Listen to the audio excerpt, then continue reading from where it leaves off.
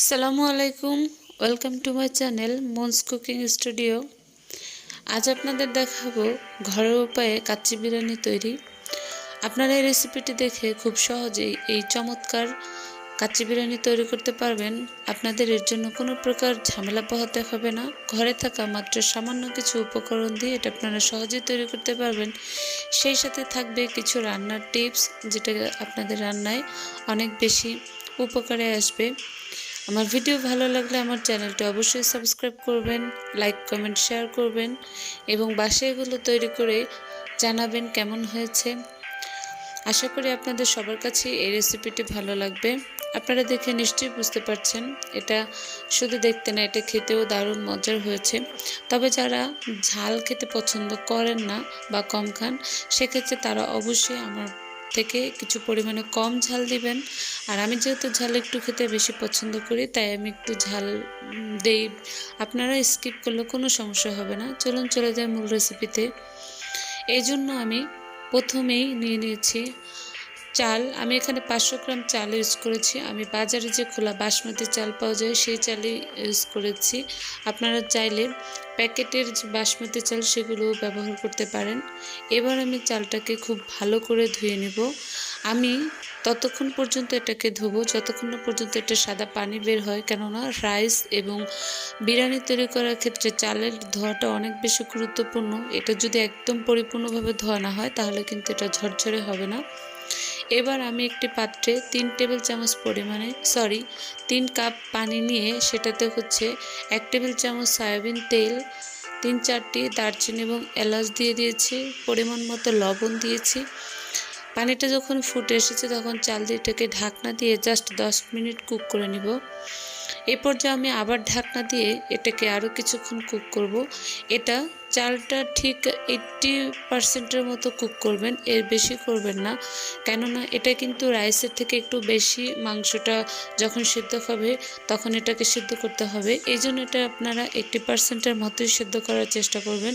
যদি বেশি করে ফেলেন সেক্ষেত্রে কিন্তু আপনার একদমই লেগে যাবে, ঝরঝরে হবে না। এটাতে আমি 3-4টি তেজপাতা ইউজ করেছি।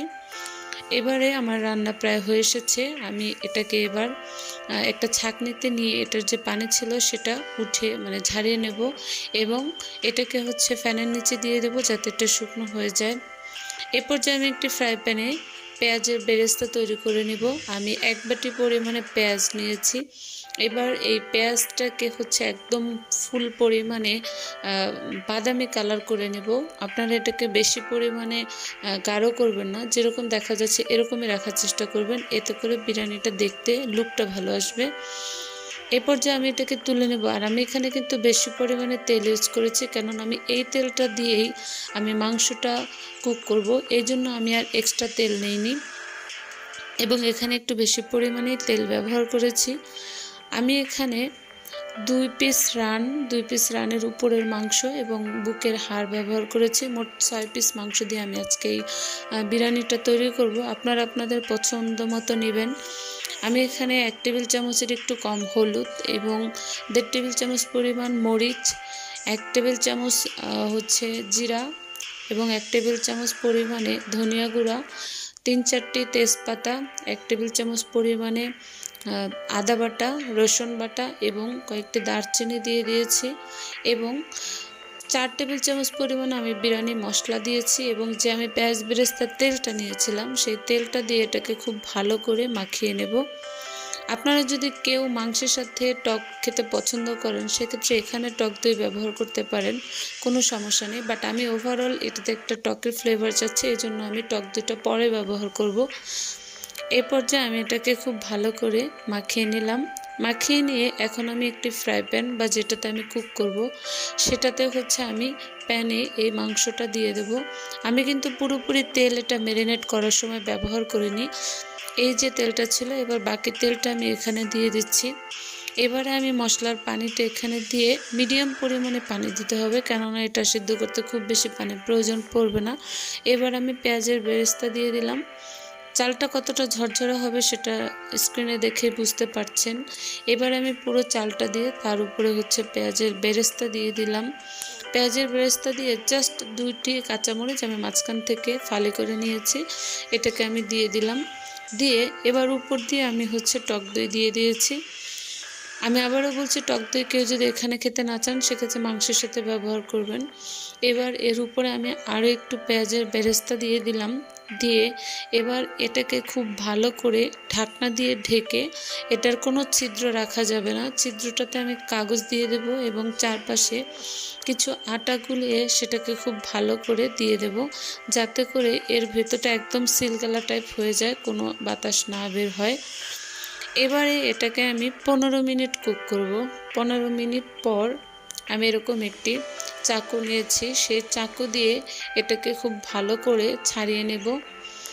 এ পর্যায়ে কিন্তু আমার এটা পুরোপুরি হয়ে এসেছে। এক্ষেত্রে যে বিষয়টি গুরুত্বপূর্ণ সেটি হচ্ছে চুলার আঁচ। অবশ্যই শুরু থেকে শেষ পর্যন্ত চুলার আঁচটা একদমই মিডিয়াম বা লো ফ্লেমে থাকবে, হাই ফ্লেমে কখনোই রাখতে যাবে না, তাহলে কিন্তু কাচ্চিটা পুড়ে যাবে।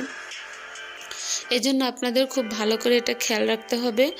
এই পর্যায়ে আমি এটাকে খুব ভালো করে উল্টে পাল্টে নিলাম। আপনারা যদি কেউ সাদা অংশ উপরে রাখতে চান সেক্ষেত্রে এভাবে না মেশালেও হবে, বাট আমি চাচ্ছি সম্পূর্ণ কালারটা একই রকম হোক, এই জন্য আমি নিচের মাংসটা উপরে করে এটা মিশিয়ে দিয়েছি। এবার আমি আপনাদের কাছ থেকে দেখিয়ে দিচ্ছি এটা ঠিক কেমন হয়েছে এবং ঠিক কতটুকু এটা সিদ্ধ হয়েছে। মাংস কিন্তু পুরোপুরি সিদ্ধ হয়ে গিয়েছে এবং এই চালটা কিন্তু একটির সাথে আরেকটি লেগে যায়নি, এটা একদমই ঝরঝরে হয়েছে। আর আপনারা যদি এভাবে তৈরি করতে চান সেক্ষেত্রে যে কাজটি করতে হবে, যে কোনো রেসিপি সম্পূর্ণ ফলো করতে হবে এবং ভিডিওটি না টেনে খুঁটিনাটি বিষয়গুলো খুব ভালো করে দেখে নিতে হবে। এবং আমরা যখন রান্না করি কোনো বিষয় যদি স্কিপ হয়ে যায় সেটা ডেসক্রিপশন বক্সে দিয়ে দেওয়ার চেষ্টা করি। এজন্য অবশ্যই ডেসক্রিপশন বক্সটা চেক করে নেবেন যে কোনো বিষয়টি এখান থেকে যদি না বুঝতে পারেন তাহলে সেটা দেখে আপনারা খুব সহজেই বুঝতে পারবেন। আমি মাংসটা আপনাদেরকে দেখিয়ে দিলাম যে এটা ঠিক কতটা সিদ্ধ হয়েছে এবং চালগুলোও দেখিয়ে দিচ্ছি, এটাও কিন্তু একদমই ঝরঝরে হয়েছে। আশা করি ভিডিওটি সবার কাছে ভালো লাগবে। অবশ্যই সাবস্ক্রাইব করবেন চ্যানেলটি। ধন্যবাদ সবাইকে।